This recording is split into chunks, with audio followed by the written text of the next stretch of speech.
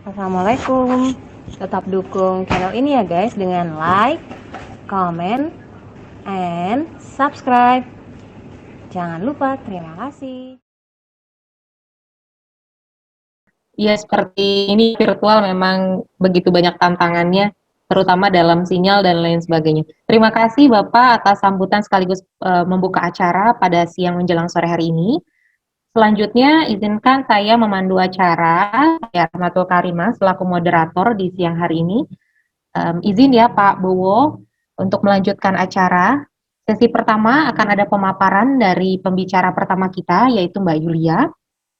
Sebelumnya saya ucapkan terima kasih kepada para ibu tim penggerak PKK di Jakarta Pusat yang sudah bergabung dalam acara kita juga di siang hari ini. Terima kasih banyak dan seluruh peserta yang baru bergabung di siang hari ini. Tema kita siang hari ini adalah webinar bincang santai, Writing is Healing dalam program Ruang Riung Sudin Perpustakaan dan Kearsipan Jakarta Pusat. Kira-kira dari judul yang kita angkat, yaitu Writing is Healing atau menulis bisa sebagai obat atau penyembuh. Kira-kira apa makna di balik judul ini ya? Bapak Ibu barangkali sudah penasaran kira-kira bagaimana dan seperti apa menulis itu bisa dimulai sejak kapan dan ada tips dan trik khususkah? Nah, kita nanti akan berbincang-bincang dengan para narasumber kita dari penulis. Kebetulan memang sudah menerbitkan buku. Ada Mbak Yulia pertama. Boleh saya sapa dulu, Mbak Yulia sudah di ruangan? Iya, suara saya terdengar? Oke, terdengar jelas Mbak Yulia. Saya panggil Mbak ya atau Ibu nih? Mbak aja.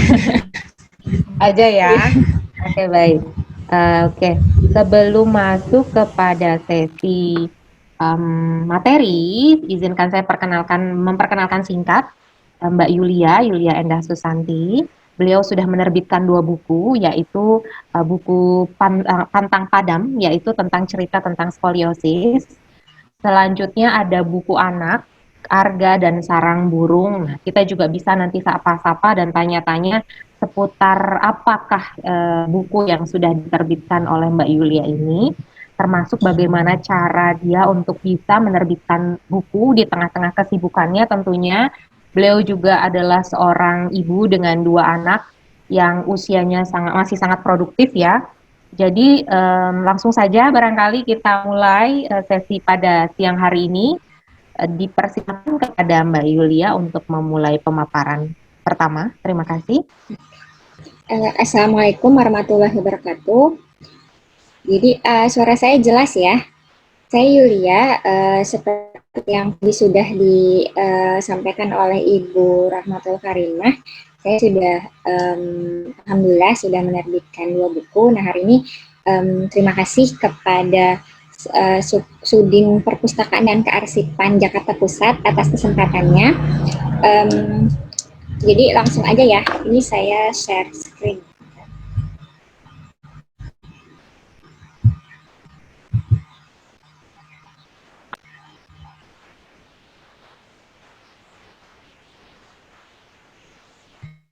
Apakah sudah muncul di layar?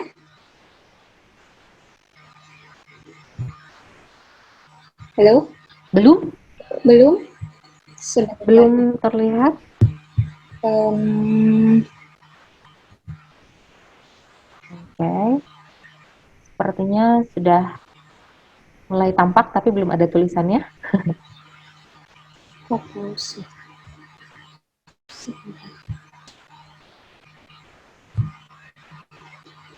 Oke, sudah terlihat, Mbak. Sudah muncul slide-nya? Sudah.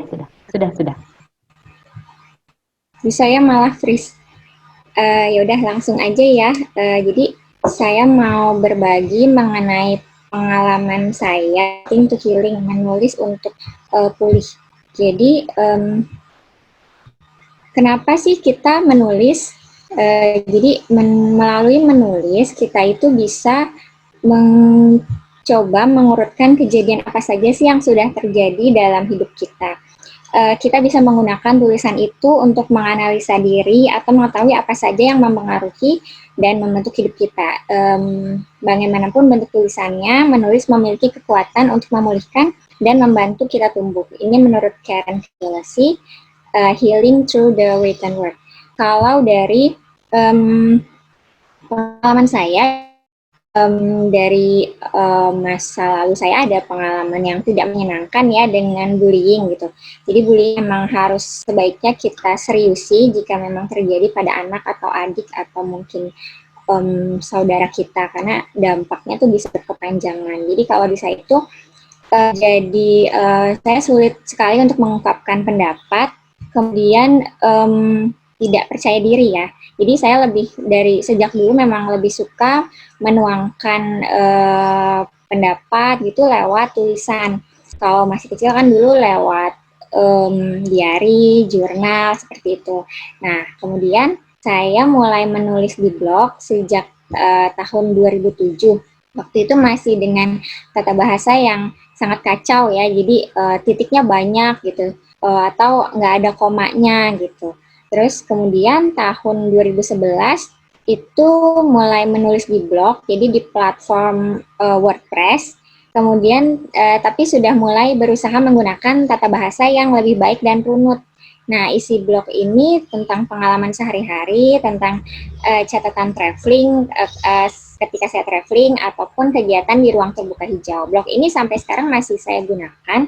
Dan ini isinya jadi sangat banyak ya karena sudah cukup lama gitu. Nah, kemudian tahun 2013 saya mengembangkan beberapa tulisan di blog itu untuk menjadi sebuah buku yang bercerita mengenai pengalaman saya dengan skoliosis atau kelainan tulang belakang. Judul bukunya itu Pandang Kadam Catatan Skolioser.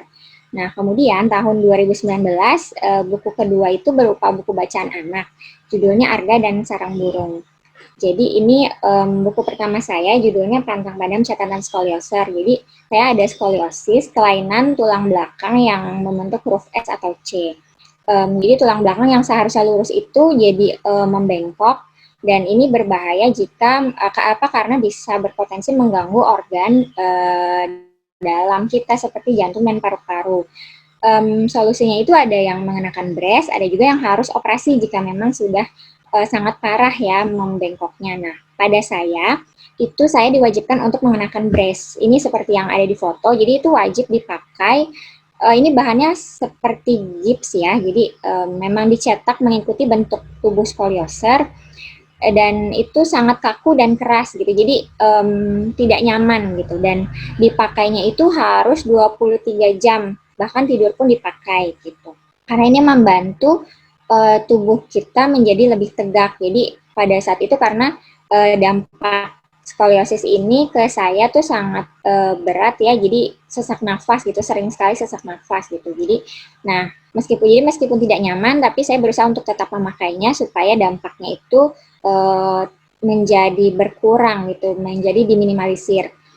Nah, saya kemudian menulis pengalaman saya dengan skoliosis dan brace ini di blog saya itu. Nah, dari situ saya rutin menuangkan pengalaman saya, dan ternyata ada beberapa teman-teman kita sebutnya skolioser ya, orang yang memiliki kelainan skoliosis ini gitu.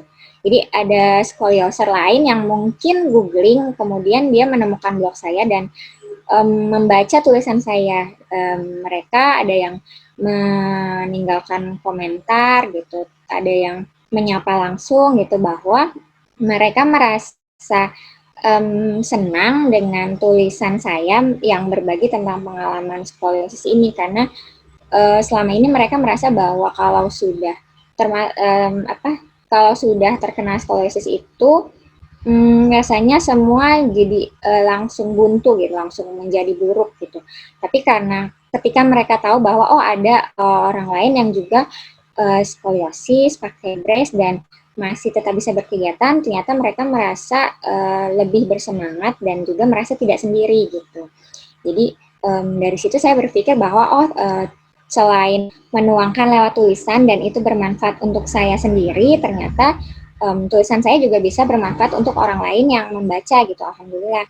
Tapi kemudian saya berpikir yang sampai ke blog saya itu kan yang memang memiliki sinyal bisa menjangkau internet ya, hingga sampai ke blog saya. Tapi gimana dengan mereka-mereka yang rumahnya masih jauh di pelosok, dan saya juga pernah mendengar bahwa banyak sekali yang belum tahu mengenai skoliosis itu apa gitu, terutama di pelosok-pelosok gitu. Jadi kemudian saya memutuskan untuk mencoba mengembangkan tulisan saya di blog itu menjadi sebuah buku. Harapannya semoga ketika buku ini dicetak itu bisa dibaca oleh siapa saja dan di mana saja tanpa dia harus terbatas oleh sinyal atau akses internet gitu. Kemudian jadi ketika saya mulai luncurkan buku ini, alhamdulillah responnya sangat baik dari teman-teman skolioser maupun dari orang-orang yang punya teman skolioser dan juga punya keluarga yang juga ada skoliosisnya gitu. Mereka merasa bahwa menurut mereka yang disampaikan ke saya, tulisannya membuat mereka lebih bersemangat, lebih senang gitu ya, dan merasa bahwa masih banyak lagi hal positif yang bisa kita angkat dari diri kita meskipun memiliki keterbatasan berupa skoliosis gitu. Nah, kemudian buku yang kedua itu adalah buku bacaan anak, judulnya Arga dan Sarang Burung. Jadi ini ceritanya tentang burung dan kegiatan pengamatan burung atau birdwatching. Sebenarnya birdwatching ini adalah kegiatan di luar ruangan atau outdoor yang kalau di luar negeri sudah cukup tenar ya, sama seperti hiking, naik gunung gitu, bersepeda gitu, birdwatching termasuk juga. Cuma kalau di sini masih belum banyak yang tahu karena kita masih banyak yang memelihara burung di kandang. Jadi kalau birdwatching ini mengamati burung tapi di habitat langsung di alam gitu. Jadi kita melihat secara langsung proses mereka, bagaimana mencari makan, bagaimana membangun sarang dan semacamnya. Birdwatching ini bisa dilakukan oleh siapa saja, mulai dari anak usia dini hingga lansia gitu. Dan kita bahkan mengambil manfaat dari kegiatan ini karena kita bergerak di ruang terbuka gitu. Jadi mendapatkan manfaat baik kesehatan jiwa maupun kesehatan fisik. Nah, tujuan saya menerbitkan buku ini supaya tumbuh rasa cinta pada alam sejak dini untuk anak-anak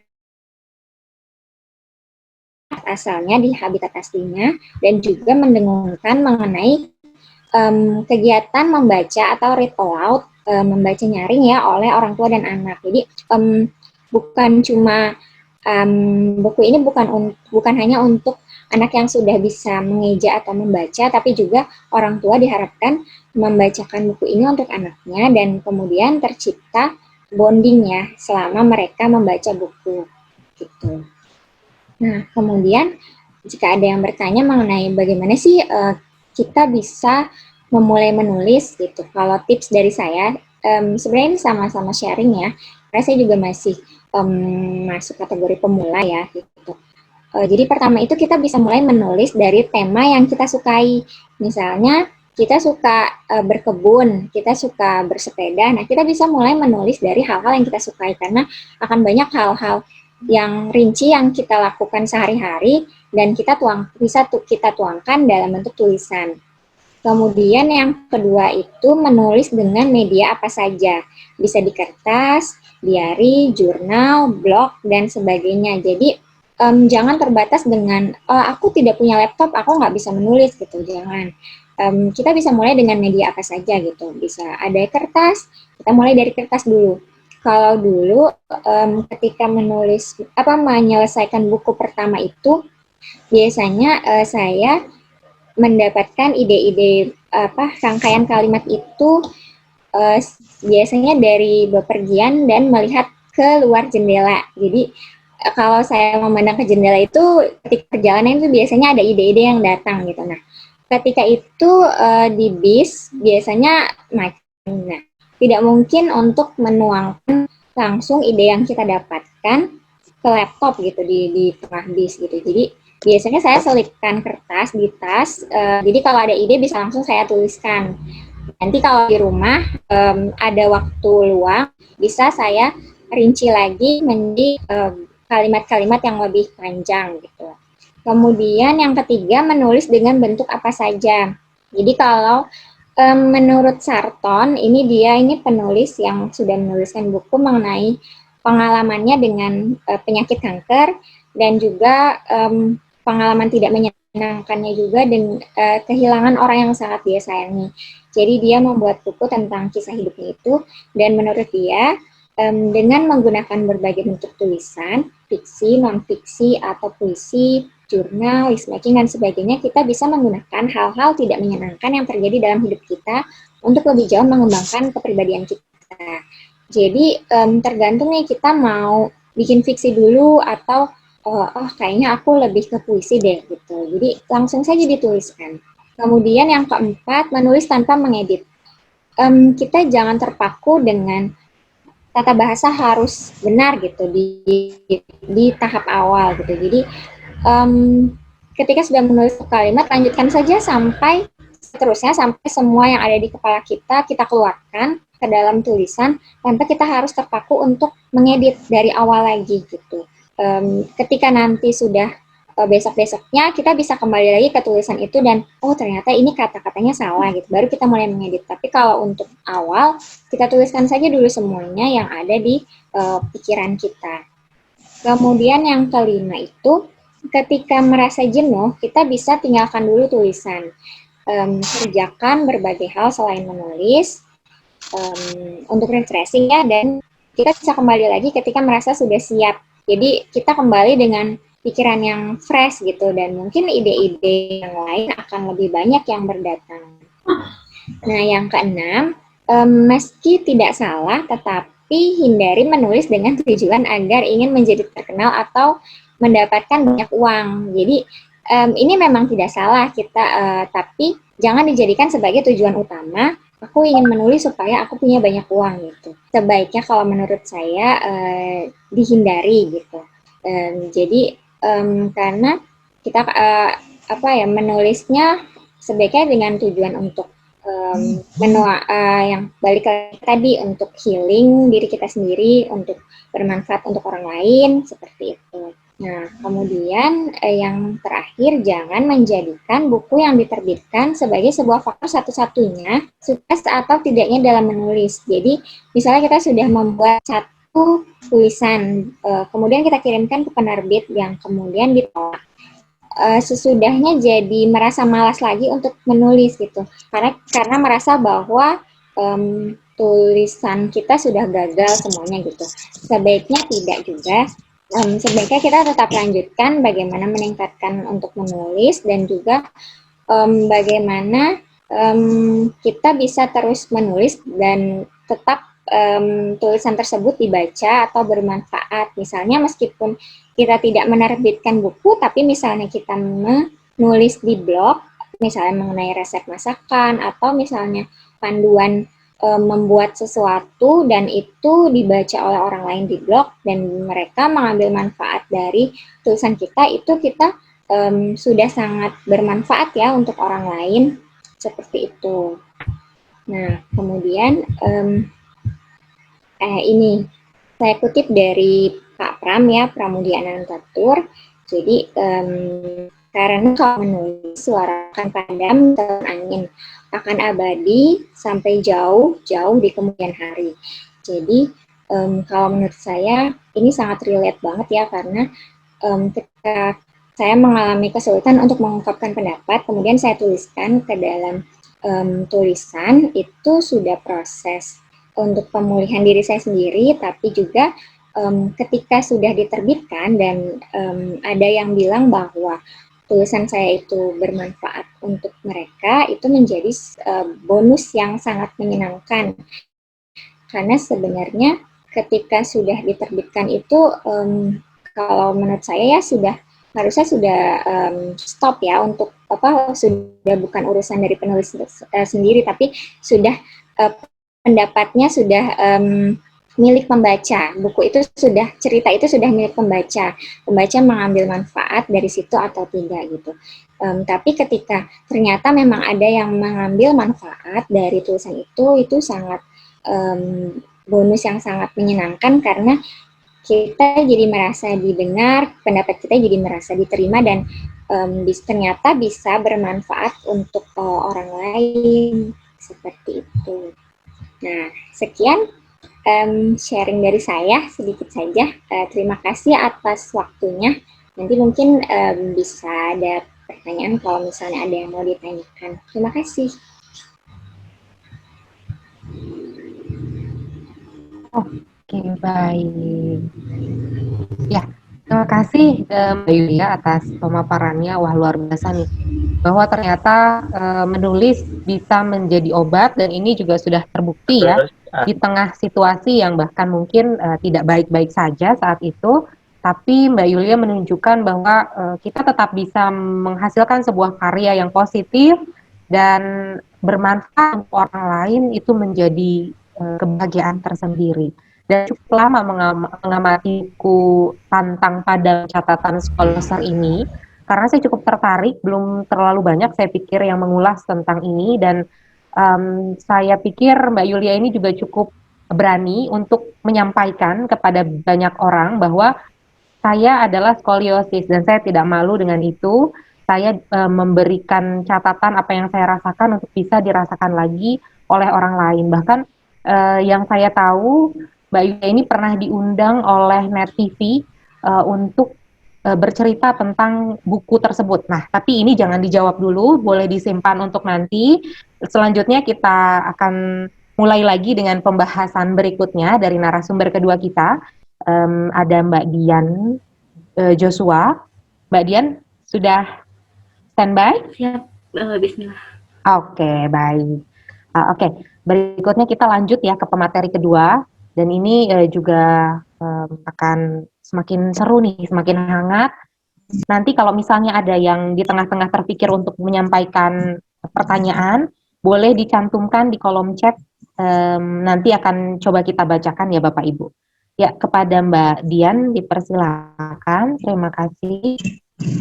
Assalamualaikum warahmatullahi wabarakatuh. Terima kasih Kak Ima selaku moderator. Terima kasih para hadirin dan teman-teman yang sudah bersedia datang ke webinar siang ini. Kemudian terima kasih juga Sudin Perpustakaan Jakarta Pusat telah memberikan kami kesempatan untuk belajar bersama hari ini.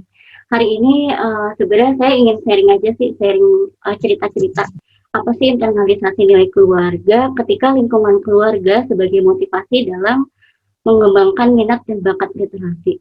Sejauh mana peran keluarga ini untuk literasi orang-orang yang melakukan healing. Sejauh mana motivasi lingkungan keluarga yang baik dan buruk terhadap bakat dan minat literasi anak untuk healing. Yang pertama, internalisasi nilai keluarga itu apa sih? Internalisasi nilai keluarga adalah memasukkan atau menginternalisasikan standar yang biasanya ada di masyarakat. Sifatnya ini tradisional. Kenapa tradisional? Karena di Indonesia ini ada hal-hal yang tidak sesuai dengan Barat, sehingga kita masih menggunakan tradisional. Kemudian harus dapat dipahami, diterima, diadopsi oleh keluarga. Lalu bentuk-bentuk internalisasi tersebut bisa secara psikologis maupun secara fisik yang akan berpengaruh terhadap perkembangan anak. Nanti perkembangan ini akan terus sampai si anak ini punya anak lagi. Nah, menurut hasil riset kami tahun 2020 lalu, apa aja sih nilai internalisasi nilai yang biasanya oleh masyarakat Indonesia itu diinternalisasikan oleh orang tua itu dimasukkan untuk anaknya.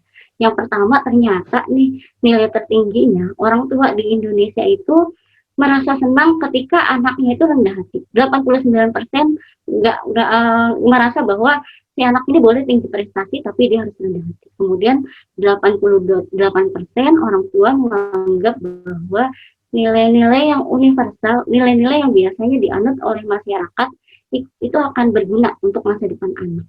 Itu akan baik ketika diinternalisasikan oleh orang tua kepada anaknya. Lalu 87% orang tua ini biasanya memasukkan kontrol diri dan emosi. Ini nih teman-teman yang penting banget ketika writing is healing. Kontrol diri dan emosi sejauh mana, bagaimana. Kemudian ternyata gini, kita selama ini menganggap bahwa keluarga itu hanya ada keluarga yang sehat saja. Keluarga itu hanya keluarga yang, oh ya sudah, keluarga itu keluarga baik-baik saja. Ternyata enggak nih teman-teman. Keluarga itu ada dua, ada keluarga sehat dan keluarga toksik. Gimana sih keluarga sehat? Keluarga sehat itu adalah keluarga yang ketika anaknya punya cita-cita, ketika anaknya punya pasangan, ketika anaknya ingin memilih jurusan, ketika anaknya menginginkan suatu hal, itu biasanya keluarganya mendukung.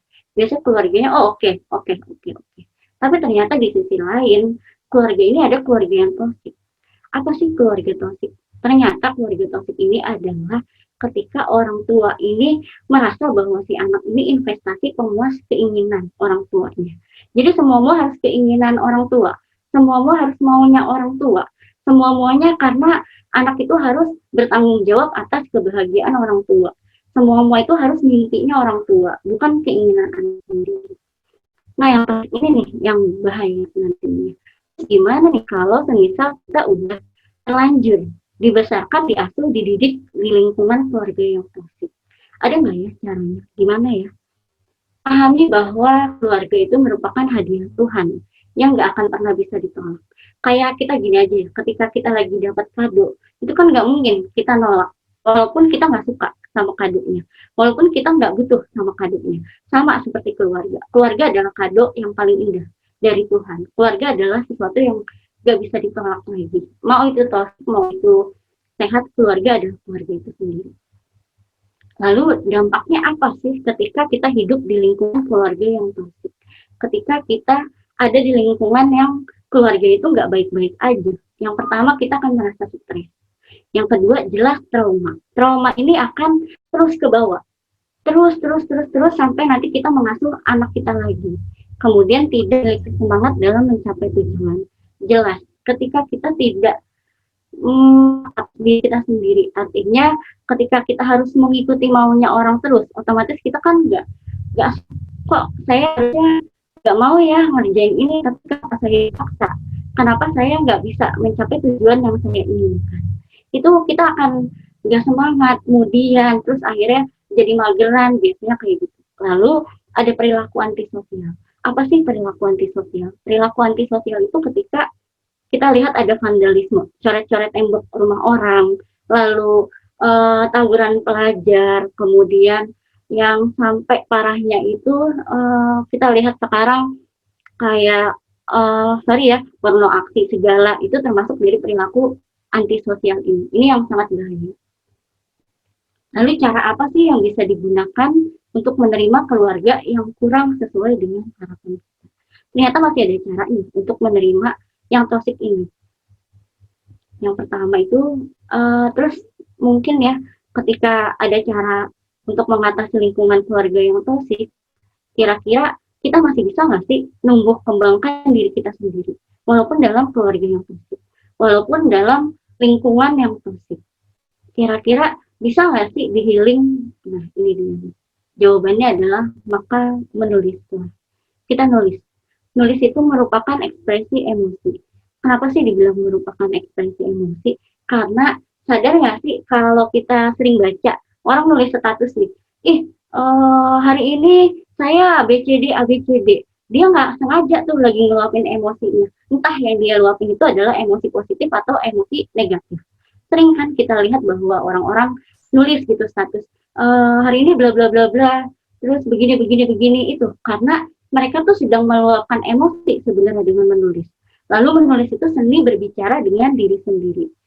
Kenapa harus ngomong sama diri sendiri? Ketika kita paham diri sendiri, ketika kita tahu diri sendiri itu kayak apa, nantinya kita akan mampu memahami orang lain. Kita akan bisa berkomunikasi dengan orang lain. Jadi kita kenalin dulu, kita belajar dulu seni menulis sebagai cara kita ngomong sama diri sendiri. Supaya kita komunikasi ke orang lain itu akan jauh lebih mudah, akan bisa memahami, oh dia ternyata ngomong ini, oh supaya bicara lebih enak begini. Lalu kemudian menulis itu ternyata mampu memproses pikiran dan kenangan menjadi makna. Entah itu kenangan buruk, entah itu kenangan baik, nantinya tulisan kita akan bermakna. Kalau dibuka lagi, itu biasanya kita akan menemukan diri kita yang dulu ataupun diri kita yang, oh iya ya, udah sejauh ini nih ternyata berubahnya. Oh, ternyata kemarin begini banget ya. Oh, sekarang udah ada perubahan lagi. Saya pernah merasakan ini bahwa menulis itu menjadi hal-hal yang bermakna.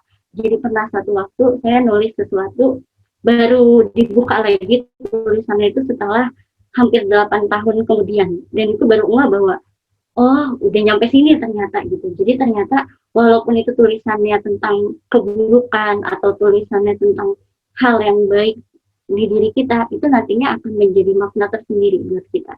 Akan menjadi makna yang bisa kita recall, bisa menjadi motivasi, bisa menjadi hal-hal yang, oh ternyata saya ini sudah bisa A, B, C, D ya. Oh ternyata saya ini masih perlu mengkoreksi A, B, C, D ya. Di sini mampu memproses. Ada nggak sih bukti dalam realitas kehidupan bahwa writer healing? Setelah Kak Yulia tadi bicara, kan jelas Kak Yulia sudah membuktikan secara nyata. Kemudian saya pribadi juga merasakan secara nyata bahwa writer is healing. Jadi di sini ada contohnya bahwa kira-kira juga apa ya, lingkungan yang kurang baik itu masih bisa nggak sih ngasih motivasi bagi individu untuk masa depan yang baik. Walaupun dia punya masa lalu yang kurang baik, walaupun dia punya lingkungan keluarga yang kurang baik, kira-kira bisa nggak sih? Nah, jawabannya bisa, bisa banget.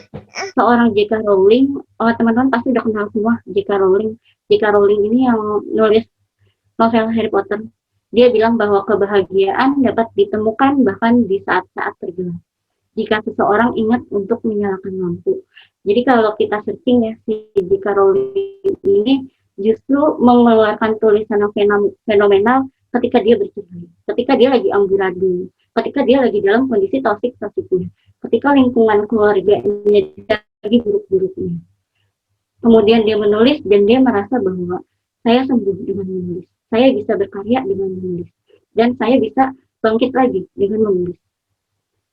Lalu yang kedua ini saya mengutip dari filmnya Mary Riana yang bilang bahwa saya ingin menginspirasi banyak orang, saya ingin seseorang memandang dan berkata, karenamu aku tak menyerah. Jadi ingat gak sih ketika Mary Riana itu menulis, dia itu dulu sempat ada di posisi yang gak enak banget. Ketika dia udah dalam posisi yang enak, ketika dia udah dalam posisi yang baik, dia menulis lagi. Dia ingin menginspirasi orang lain, dia ingin bicara ke orang lain. Bahwa saya ini gak nyerah, makanya saya ada di posisi ini. Kalian merasa bahwa, oh iya Mary Riana mah enak, sekarang udah ada di posisi ABCD. Oh iya si Mary Riana mah sekarang sudah bisa mampu meraih apapun gitu. Tapi kan dia berbicara bahwa dulu saya pernah sakit dan sekarang ada di posisi bangkit. Saya nggak pernah nyerah, itu kata Mary Riana. Lalu jika kita belajar menulis, maka kita tengah berbicara dengan logika dan hati kita sendiri. Jika kita menerbitkan tulisan, maka suara kita akan didengar oleh orang lain. Menulis ya nulis aja, mau nulis jurnal, mau nulis di media sosial, mau nulis buku, nulis apapun jenisnya. Menerbitkan tulisan itu, kalau misalnya kita diterima oleh penerbit, kalau misal tulisan kita diapresiasi, itu adalah bonus. Tapi selebihnya menulis itu adalah hal-hal yang memang kita senang, kita bahagia karena kita menulis, kita dapat ilmu karena kita menulis, kita bisa bicara karena kita menulis. Jadi menulis itu bukan yang harus orang profesional, enggak. Kita nulis aja. Pernah satu waktu bahwa menulis ini, kalau dibilang writing is healing, rata-rata konselor menggunakan cara menulis untuk mengobati kliennya. Jadi ketika kliennya ada masalah, ketika kliennya dia yang bermasalah, sedang dalam emosi yang buruk, tulis. Lalu tulisannya itu biasanya disuruh disobek. Kenapa disobek? Nanti disobek itu dibuang. Artinya dia membuang emosinya. Setelah emosinya diluapin di tulisan, dibuang emosi buruknya.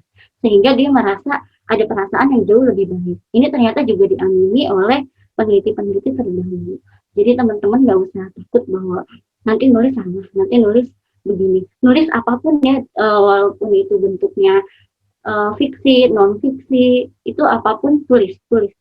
Jadi ketika kita menulis, maka kita akan mampu memahami diri, mampu belajar berkomunikasi dengan orang lain, dan menulis adalah menyembuhkan diri kita sendiri. Walaupun kita ada di lingkungan yang toksik, walaupun kita punya masalah yang buruk, sebenarnya itu masih bisa diminimalisir ketika kita mencoba untuk menulis. Kurang lebihnya begitu dulu teman-teman, barangkali nanti ada yang ingin discuss. Terima kasih, mudah-mudahan bisa menjadi sharing buat teman-teman juga. Silakan teman-teman kalau ada yang mau sharing, ditunggu. Saya kembalikan ke Kak Ima. Terima kasih. Halo Kak Ima. Kak Ima. Halo, oh my God. Saya belum aktifkan suara berarti ya tadi. Oh iya, saya kembalikan ke Kak Ima. Terima kasih teman-teman. Baik, terima kasih Mbak Dian. Terima kasih pemaparan yang luar biasa dari Mbak Dian. Saya sampaikan dulu, beliau ini saat ini tinggal di Depok. Beliau berprofesi sebagai dosen, konselor, peneliti, dan penulis. Karyanya juga sudah diterbitkan, berjudul Aku Kertas Kosong dan Dongeng 365 Hari Karakter Kebaikan. Ini sudah diterbitkan oleh Cikal Aksara. Prestasinya juga luar biasa banyak. Salah satu yang terbaru adalah pemenang program Sains Asyik dari FGMI periode Maret sampai April 2021 oleh Kumparan. Dan begitu banyak lagi prestasi-prestasi yang lain. Nah, mumpung kita kedatangan dari para penulis dan narasumber kita di siang hari ini, mumpung kedatangan mereka, silahkan bertanya sebanyak-banyaknya. Kira-kira ada yang mau mengajukan pertanyaan seputar menulis, dunia tulis menulis, apa sih yang bisa membuat kita bersemangat, yang memotivasi kita untuk bersemangat menulis. Karena saya juga tertarik tadi dari apa yang disampaikan, bahwa keluarga itu ada dua, keluarga sehat dan keluarga toksik. Mungkin menggunakan kalimat toksik untuk ini ya, bahasa milenial zaman sekarang ya. Tapi kita tidak bisa memilih kita terlahir di keluarga mana. Karena keluarga itu adalah anugerah. Kita ada dalam sebuah keluarga yang tidak bisa kita pilih, tapi kita bisa memilih menjadi anak yang membanggakan. Tuhan tidak mungkin salah menempatkan seseorang. Kita kuat lebih dari apa yang kita pikirkan. Terbukti dari dua penulis ini dengan masa lalu yang mungkin cukup bisa membuat mereka terpuruk, tapi mereka memilih untuk bangkit dan mencipta sebuah karya yang luar biasa. Oke, baik. Ada pertanyaan barangkali dari audiens kita di siang menjelang sore hari ini? Sudah ada pertanyaan barangkali? Oke, saya bacakan dari Vindi Revianti, Duta Baca Jawa Barat 2021. Wah, luar biasa sampai ke Jawa Barat. Terima kasih Mbak Vindi. Izin bertanya, saya sangat sepakat bahwa menulis dapat menjadi healing juga bagi kita. Jadi bagaimana bagi kita untuk jauh lebih lepas untuk menulis dan berbagi kepada teman-teman supaya teman-teman dapat lebih mengerti apa yang kita suarakan. Terima kasih. Mungkin bisa dijawab oleh kedua narasumber kita siang ini.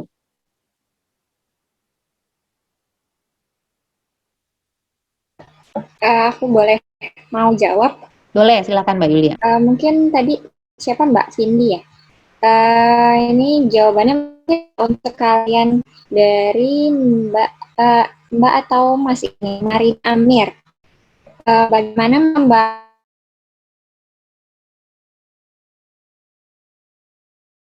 metrikus untuk sebuah tulisan yang bagus? Jadi kalau dari saya mungkin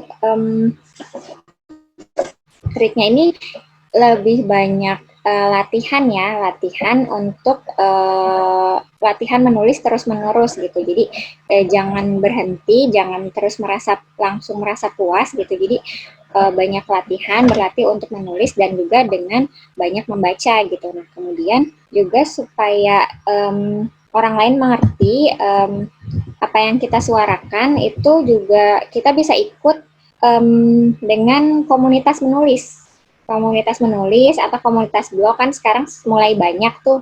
Nah, dari situ kita bisa lebih banyak teman yang sama-sama suka menulis dan dari situ mungkin bisa bertukar pendapat, berbagai kritikan juga. Jadi yang bisa meningkatkan kemampuan menulis kita gitu. Kalau dari aku. Dari Mbak Dian barangkali. Baik, terima kasih Cindy atas pertanyaannya. Akan coba dijawab. Jadi gimana sih caranya menulis lepas agar teman-teman bisa memahami? Yang pertama kita harus berani. Kalau kita nggak berani nulis, kita nggak berani mencoba, itu nggak pernah bisa. Jadi harus berani, berani dulu. Mulanya dari berani. Kalau nggak berani, semuanya nggak akan bisa. Setelah berani, kita belajar dari sekitar. Sebenarnya menulis itu mudah loh, karena kita bisa lihat idenya dari sekitar. Kita bisa lihat dari siapapun. Kita bisa lihat orangnya dari manapun. Ide itu banyak. Kadang setelah ngomong bahwa gimana sih caranya menulis nantinya, itu akan yang ada tuh nanyanya gini, ketika udah nulis tapi nggak dapet ide, itu nanti biasanya pertanyaannya meruntun ke sana. Kita belajar dari siapapun, kita belajar dari siapapun, itu bakalan menumbuhkan, oh ya kayaknya nih banyak banyak yang bisa ditulis. Itu nanti kita nulis dengan otomatis. Yang terakhir adalah yang pertama, kita jangan memandang orang lain dengan ih dia ini. Kita belajar, kita tanya nih orang siapa, kita pelajari, nanti tuh dari situ kita muncul ide-ide tulisan. Setelah berani, setelah kita melihat bahwa sekitar kita ada ide, itu biasanya lancar nulisnya. Lalu satu lagi, biasa kalau nulis kita lihat dulu mau nulisnya di mana. Mau nulis di medsos, mau nulis di buku. Yang terakhir adalah jangan bosan. Nulis itu sebenarnya membosankan. Kalau kita bosan, itu udah nggak bakalan selesai tulisannya. Itu sih kurang lebih Cindy. Saya kira barangkali mudah-mudahan cukup ya Cindy. Terima kasih atas pertanyaan. Oke, terima kasih. Mudah-mudahan cukup menjawab ya, termasuk menjawab pertanyaan dari Bapak Nugroho Aji ya. Bagaimana cara mendapat inspirasi menulis? Mudah-mudahan sudah terjawab ya Bapak ya. Inspirasi menulis yang sudah disampaikan bahwa bisa datang dari mana saja. Ketika kita berjalan, ketika kita hanya diam sekalipun, inspirasi itu bisa datang gitu ya Mbak ya. Oke. Oke, ada pertanyaan lain nih dari Mbak Tenia.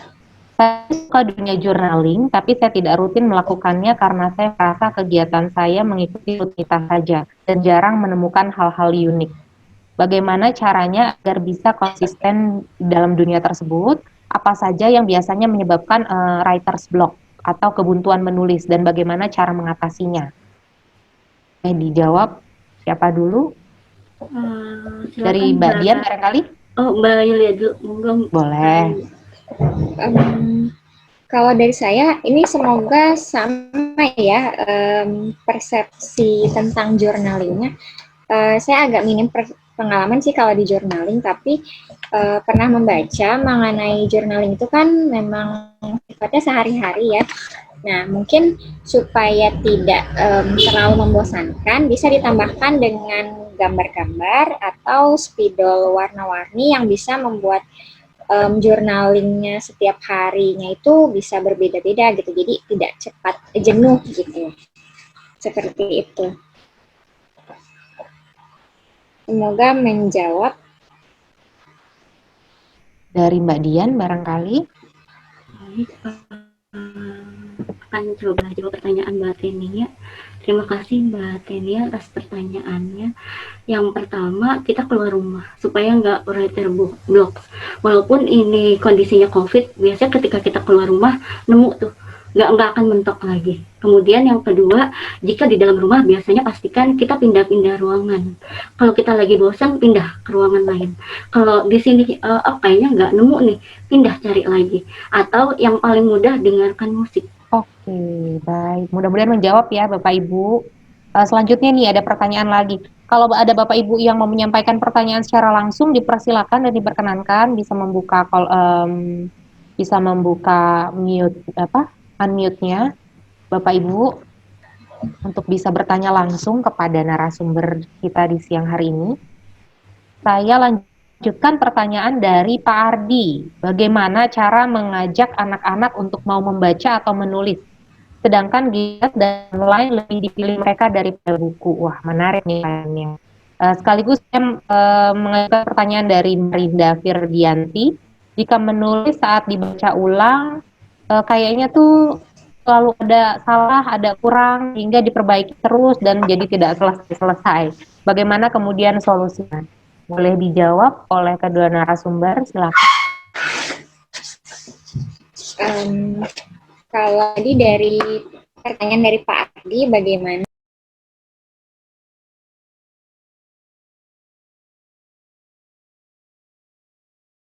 lagi, jadi secak terus gitu cara Nah, terutama untuk anak-anak usia dini, diiringi dengan kegiatan yang menyenangkan ya, misalnya sambil nyanyi, sambil dongeng, kayak gitu, atau membaca buku. Jadi kita cari buku, misalnya buku pohon, terus kita sambil lihat bentuk pohon seperti yang ada di buku gitu, jadi mereka lebih dan lebih tertarik. Kemudian yang tadi ngedit terus ya, jadi itu memang sudah sifat untuk anak puas. Saya pernah kayak ini ngedit terus nggak gitu. Itu harus sudah mendekati sempurna gitu. Jadi ketika kita sudah merasa sudah sampai di situ, usahakan untuk tidak mengedit lagi, usahakan memang ya sudah kalau memang mau diterbitkan itu sudah finish gitu. Jadi kita tentukan deadline-nya kayak seperti itu. Oke, Mbak Dia. Yang pertama untuk Pak Ardi, terima kasih atas pertanyaannya. Gimana cara mengajak anak? Ini sulit, benar asli sulit banget. Apalagi di zaman gitu. Caranya gimana? Mungkin yang udah punya anak ngerasain sendiri. Kalau pribadi tahunya dari teori sama dari penelitian. Apalagi belum PJJ ya? Belum pernah. Tapi memang sulit banget. Pernah mencoba baca dongeng ke anak, satu dongeng aja udah kabur. Itu kan udah berarti tingkat literasinya itu udah gitu. Berdasarkan Ibu. Harus ada kebiasaan. Kemudian orang tuanya jadi contoh dulu. Jangan orang tuanya ingin baca, anak itu gemar baca, tapi orang tuanya tiap hari, sehari-harinya gadget yang dipegang. Anak itu akan meniru. Mudahnya itu, anak itu peniru. Itu yang biasanya paling gampang kita contohin dulu. Ketika anak udah mencontoh, kemudian dibiasakan, itu aman. Intinya gitu Pak Ardi. Kemudian pertanyaan keduanya dari Arinda. Kenapa kalau diedit ya selesai? Jangan perfeksionis itu. Ketika perfeksionis, benar asli. Biasanya ketika kita udah perfeksionis, itu nggak akan pernah selesai tulisannya. Edit terus. Coba beraniin diri masukin ke lomba atau coba langsung kirim ke penerbit. Nanti ketahuan tuh. Kan kita benar lebih jeli. Kita selesaikan, bikin time, bikin deadline. Kalau kita udah kirim ke penerbit, kita tahu benar nggak sih editan kita, yakin nggak sih editannya sesuai. Kadang menurut kita itu bagus, ternyata menurut editor itu amburadul. Kadang menurut kita amburadul, ternyata kata editor udah bagus. Daripada diedit tapi nggak jadi, mau nggak mau kita harus gimana caranya supaya kita selesaikan. Jangan berpikir bahwa harus bagus menurut saya, kan menurut saya, tapi kan kita tujuannya mau kemana, mau dikirim atau tidak, kecuali kalau memang hanya ingin dibaca sendiri. Itu kurang lebihnya Mbak Arinda. Oke, baik. Wah, semakin panas sepertinya kegiatan kita hari ini. Mudah-mudahan tercerahkan ya Bapak Ibu yang yang pertanyaannya sudah dijawab oleh para narasumber. Betul sih apa yang disampaikan, gadget itu menjadi tantangan apalagi di era sekarang. Tapi langkah dasar yang bisa kita lakukan adalah memberi contoh. Begitu ya. Oke, baik. Pertanyaan selanjutnya ada dari Lydia Jessica. Izin bertanya, jika misalkan si A tinggal di keluarga toksik, apakah salah jika dia pergi meninggalkan keluarga dan memulai hidupnya yang baru, atau dia harus tertekan mengingat kewajiban sebagai anak? Dan jika si A menuangkan hal-hal perasaannya dalam sebuah tulisan, apakah itu berdampak positif atau tidak terhadap mental si penulis dan si pembaca? Barangkali ke Mbak Dian ya, silakan dijawab Mbak. Terima kasih Lydia Jessica atas pertanyaannya. Akan coba dijawab. Jadi ketika kita tinggal di lingkungan toksik itu harus pergi atau harus tetap? Kita lihat dulu. Kita kuat enggak? Ada hal yang ternyata kalau kita paksa itu malah menyakitkan mental diri kita. Tapi ada hal ketika kita dipaksa itu malah bikin kita terpaku. Itu kita harus lihat dulu. toksik itu sejauh mana, bikin kita semakin memotivasi untuk, oh ya ini lingkungannya toksik, saya harus begini begini begini. Itu berarti kan ada pacuannya. Berarti ya nggak apa-apa kita tetap di situ. Tapi ketika kita memaksa, tapi justru berakibat buruk buat kita, itu boleh pergi dengan catatan perginya itu nggak berkonflik. Kayak misalnya nih, kita ingin kuliah, perginya itu catatannya kita pergi kuliah ngekos. Itu kan nggak terlalu menyakitkan orang tua kan, karena biar bagaimanapun orang tua tetap punya hal yang beliau rasa bahwa mendidik anaknya dengan cara ini benar. Dan kita belum jadi orang tua, jadi kita nggak bisa semena-mena bahwa orang tua kita toksik. Kita belum ngerasain jadi orang tua. Itu jadi kita harus pastikan dulu toksiknya sejauh mana. Masih bisa bikin kita bertahan atau masih ada hal-hal yang kayaknya masih ada baiknya deh. Kayaknya ini justru memicu saya deh. Walaupun sulit, sangat sulit banget. Pasti sulit banget ketika kita ada di lingkungan toksik, terus memastikan bahwa ini tuh memicu saya untuk berkembang atau memicu saya untuk mulai berburuk dan bikin saya terpuruk. Itu pasti sulit banget. Nah, gimana caranya saya penuh dan pocah ini ketika dia sudah paham bahwa itu di lingkungan toksik, kira-kira bermanfaatnya bagaimana? Kalau sejauh ini bagi si penulisnya itu sangat bermanfaat sekali. Ketika dia tulis, dia seperti bicara dengan orang yang dia percaya. Karena kan gak gampang dong kita curhat masalah pribadi kita ke orang lain. Kalau kita nulis, kita bisa tulis apapun. Itu kenapa makanya tulisan ini adalah sebuah luapan emosi. Mau buruk, mau jelek, mau mengumpat, mau itu nyenengin apapun, kalau kita tulis, itu nantinya kita akan merasa lega. Tapi ingat, jangan pernah kasih ke pembaca ketika tulisan itu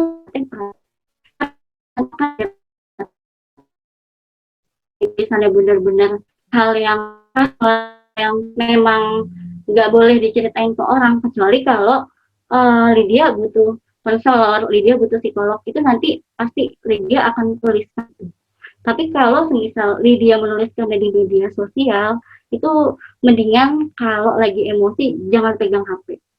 Jadi orang yang bilang kalau kita nulisnya di start itu, ada nanti kita ninggalin jejak yang buruk. Yang ada nantinya ketika kita baca, orang lain baca, itu bakalan jadi bumerang buat diri kita. Kurang lebih begitu Lydia. Oke, baik. Mudah-mudahan terjawab ya, Lydia. Tambahan barangkali dari saya ya. Kalau saya pikir sih perbaiki komunikasi ya. Karena seringkali masalah timbul karena kesalahpahaman nih, dan pahami memang ada perbedaan zaman di antara kita dengan orang tua. Saling memahami membuat kondisi perasaan bisa jauh lebih baik, dan larilah ke hal yang positif supaya kita juga bisa mencipta karya positif. Satunya adalah seperti yang sudah dijelaskan tadi, yaitu dengan meluapkannya melalui tulisan, tapi jangan saat emosi tinggi, begitu ya Mbak Dian ya, sehingga nanti akan menjadi kita meninggalkan jejak yang tidak baik juga, dan nanti ketika dibuka kita juga yang mendapatkan dampak yang tidak baiknya, begitu. Oke, selanjutnya barangkali terakhir ya, kalau misalnya memang bagaimana nih, masih bisa dibuka beberapa pertanyaan, Mbak Dian, Mbak Yulia, karena ini memang masih ada beberapa pertanyaan, nanti materinya juga kita share. Kalau untuk pertanyaan-pertanyaan yang belum sempat terjawab oleh narasumber, akan kita jawab. Kita berikan pertanyaannya kepada narasumber, dan nanti kita minta untuk narasumber menjawab. Nanti kita akan kirimkan melalui email Bapak Ibu masing-masing, beserta dengan sertifikat yang akan Bapak Ibu terima. Nah, ini ada pertanyaan lanjutan dari Galih. Untuk Mbak Yulia, bagaimana awalnya dalam proses penerbitan buku, termasuk bagaimanakah tahapan dalam self-publish dan distribusinya? Sekaligus mungkin cerita sedikit tentang pengalaman buku Pantang Padam Catatan Skoliosernya dan buku Arga dan Sarang Burung, karena saya pikir ini yang buku kedua juga cukup menarik. Biasanya penulis mencari tulisan-tulisan yang cukup populer ya, misalnya seperti banyaklah yang sudah cukup populer di masyarakat, misalnya seperti nilai-nilai kebaikan dan lain sebagainya.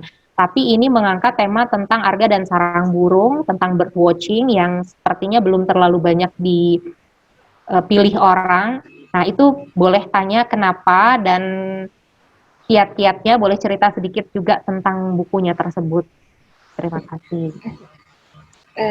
Jadi proses penerbitan itu seperti yang tadi sudah saya bilang memang bukan faktor kesuksesan ya, tapi karena berbagai tujuan saya menerbitkan kedua buku itu seperti yang tadi sudah disampaikan di slide. Nah, saya memilih jalur self-publish memang atau indie, menerbitkan sendiri gitu. Jadi bukan lewat penerbit besar. Jadi di awal saya sudah menentukan bahwa pembaca buku Pantang Padam ini memang adalah Skolioser, keluarganya, dan juga masyarakat umum gitu. Jadi sudah ada bayangan mau disebarkan kemana gitu. Nah, jadi saya mencari dua jalur penerbit dan juga jalur self publish, menerbitkan sendiri gitu. Keduanya tidak ada yang sama lebih baik atau jelek, tapi sama-sama punya kelebihan dan kekurangan gitu. Nah, kita tinggal pilih saja mau yang mana yang paling sesuai dengan buku kita. Nah, kalau di saya, setelah saya banyak membaca kedua jalur itu, akhirnya saya pilih untuk menerbitkan sendiri atau self-publish gitu. Tapi resikonya memang tantangannya akan lebih besar karena kalau lewat penerbit mungkin kita tinggal mengirimkan naskah kan, paling jangka waktunya yang akan lama sekali karena kan mengantri dan prosesnya panjang gitu. Nah, kalau self-publish prosesnya lebih lamanya karena kita menentukan semuanya sendiri. Jadi kita cari editor sendiri, proofreader sendiri, ilustrator sendiri, kemudian kita cari sendiri cetak bukunya mau di mana, dan kita bisa tentukan harga sendiri gitu. Jadi meskipun self-publish bukan berarti kita bisa langsung bukan berarti saya bisa langsung memindahkan apa yang ada di blog kemudian saya cetak terbit sudah gitu. Tapi tetap harus diedit sampai bahkan dari editornya tuh teman saya juga tapi memang dia berpengalaman menjadi editor gitu. Terus itu seperti skripsi, jadi banyak sekali coretan-coretan gitu kan yang bikin shock gitu. Jadi ternyata banyak banget tata bahasa yang masih salah, pemilihan kata-kata yang salah gitu. Kemudian ke proofreader atau penyelaras aksara yang juga dicoret-coret lagi gitu. Jadi sempat wah ini gimana ya gitu, pusing juga. Tapi karena memang tujuan awalnya tujuannya memang ingin dicapai untuk menyebarkan skoliosis, jadi maju gitu. Menyelesaikan apa yang sudah dimulai gitu tulisannya gitu. Kemudian kalau yang kedua juga supaya mengenalkan mengenai kegiatan birdwatching ini, jadi yang kedua itu saya menghubungi penerbit, bukan penerbit besar memang, tapi penerbit kecil, kalau tidak salah namanya penerbit minor kali ya. Jadi dia sempat menawarkan untuk mengurus semuanya sampai pencetakannya, penjualannya gitu. Tapi karena saya putuskan untuk menjual mempromosikan, mereka menawarkan promosiin juga, tapi karena saya ingin mempromosikan sendiri juga, jadi saya mengirim naskah saja, tapi tetap saya juga mempromosikannya sendiri gitu. Dengan penerbit minor ini dia sudah mendaftarkan di Perpustakaan Nasional, jadi kita bisa mendapatkan ISBN seperti itu. Memang ada banyak tantangannya, baik dari penerbit besar maupun self-publish ya. Jadi kita pilih yang paling sesuai dengan kita gitu kalau menurut saya. Semoga menjawab. Semoga menjawab ya sekali Pak nih ya. Oke, berikutnya mungkin ini terakhir barangkali pertanyaan terakhir untuk kedua narasumber. Apakah tantangan terbesar dalam hidup setelah terjun dalam dunia menulis? Dan kenapa memilih menjadi penulis? Berikutnya, apa tantangan utama dalam menulis buku?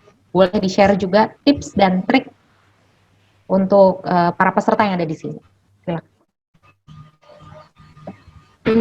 Mbak Dian mau jawab dulu atau? Boleh Mbak Dian? Kak. Oh Kak, ya nggak apa Kak Yulia, Dian duluan ya Kak. Gimana sih tantangan terbesar dalam menulis? Kemudian kenapa jadi penulis? Penulis itu uang. Yang jelas itu jelas banget. Sampai teman-teman di sini kaget ketika udah nulis, loh kok royaltinya segini ya? Lah kok dapetnya cuma segini ya? Itu salah banget ketika kita hanya berpikir bahwa menulis itu untuk mencari uang, menulis itu untuk kepentingan diri pribadi. Itu salah banget. Kemudian tantangan terbesar lainnya itu adalah jenuh. Tadi udah diulang-ulang, berulang-ulang banget bahwa menulis itu adalah proses panjang banget, proses yang sangat menjenuhkan. Kalau kita udah bosen, otomatis tulisannya nggak akan pernah jadi. Dan proses nulis ini nggak yang kayak teman-teman pikir bahwa kalau menulis itu memang mudah, tapi menjadi penulis itu harus banyak prosesnya. Kalau menulis selalu mudah. Menulis itu hanya kita sendiri. Tapi kalau menjadi penulis, kita butuh orang lain. Kita butuh teman lain. Kita butuh relasi lain. Sehingga jadi penulis itu nggak bisa sendirian. Sehingga jadi penulis itu nggak bisa sembarangan. Tapi ketika kita sudah jadi penulis, kenapa ingin jadi penulis? Ketika kita jadi penulis itu, otomatis suara kita didengar oleh orang lain. Seperti yang quotes-quotes tadi sudah dibacakan, ketika kita ingin bicara, tapi kita bukan siapa-siapa nih, ya udah jadi penulis aja. Kalau jadi penulis orang akan baca, mau itu yang baca cuma sedikit, mau itu yang baca cuma keluarga kita sendiri, mau itu yang baca cuma teman kita sendiri, tapi pasti suara kita akan didengar. Itu intinya. Kemudian tips dan trik untuk menulis dan menerbitkan buku. Yang pertama, kondusifkan lingkungan. Kalau misal lingkungan kita nggak kondusif, kalau kita nggak fokus, kalau kita lagi nggak mood, biasanya nggak akan bisa jadi tulisan. Tadi Kayula dari penerbit minor, kalau di penerbit mayor itu biasanya sering ditolak. Itu terjadi berulang-ulang dan mirip benar. Memang prosesnya ketika kita menulis skripsi, ketika kita datang ke dosen pembimbing, itu tuh dari penerbit dibaca ditolak. Jadi ketika kita mencoba 8 kali, mungkin itu diterimanya belum tentu sekali. Ketika kita mencoba 30 kali, mungkin itu baru sekali. Itu pun di penerbit yang belum mayor banget. Jadi ketika kita jadi penulis itu adalah proses panjang yang harus kita nikmatin. Intinya sih itu, tips dan trik kita nikmatin aja, enjoy aja. Jangan merasa bahwa saya harus jadi penulis, saya harus begini, saya harus begini. Penulis itu kan kayak Raditya Dika, penulis itu kan tenar, followersnya banyak, penulis itu uangnya banyak. Jangan terlalu berpikir sejauh itu dulu. Kita berpikir bahwa saya menulis karena saya memang senang. Lagi gitu. Rasanya 24 jam ya Mbak. Oke, baik, terima kasih atas jawabannya dari kedua narasumber. Yang bisa saya simpulkan tadi dari pertanyaan terakhir, juga dari narasumber pertama, dari Mbak Dian. Beliau sampaikan bahwa menulislah karena memang senang, tulis karena memang kita ingin. Jangan jadikan uang sebagai fokus utama. Do your best and money will follow. Begitu ya kira-kira ya, Mbak Dian, Mbak Yulia. Boleh ada closing statement barangkali, karena kita sudah sampai di penghujung acara nih. Tidak terasa ternyata sudah 1 jam lebih narasumber ini menemani kita bersama-sama. Terima kasih atas atensinya para peserta yang masih bertahan sampai siang menjelang sore ini. Boleh terakhir closing statement dari para narasumber sebelum kita mulai sesi foto bersama sebelum ditutup. Kalau dari saya, yang penting terus saja menulis dengan cepat atau mudah menyerah. Yang penting kita latihan dulu untuk menuangkan semua yang ada di pikiran kita, gitu.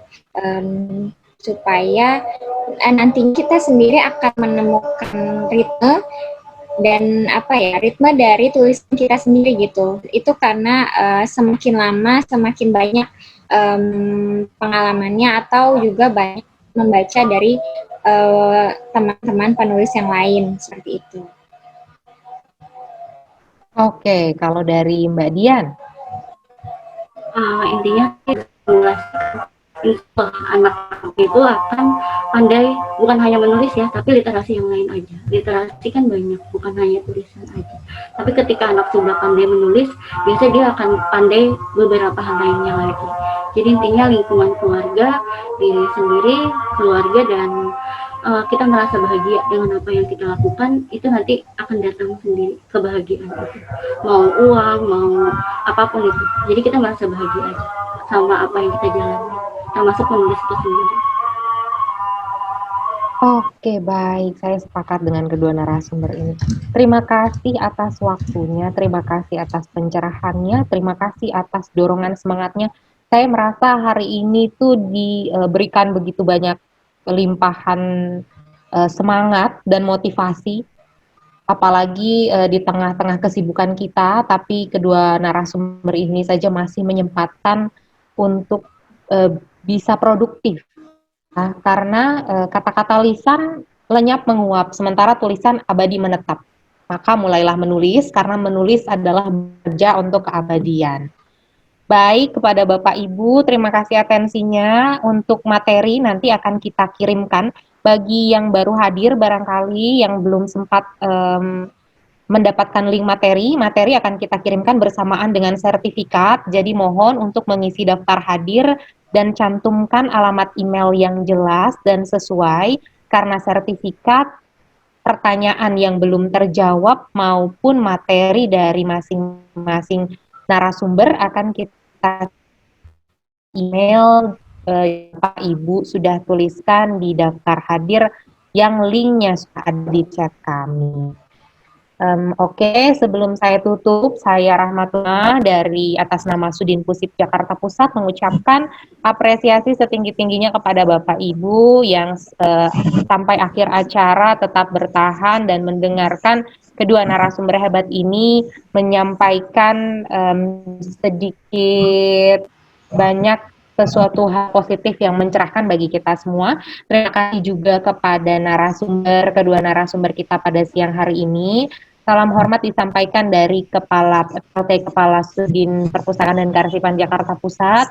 Mohon maaf tidak bisa bergabung sampai akhir karena ada acara rapat lanjutan dengan Bapak Kepala Dinas.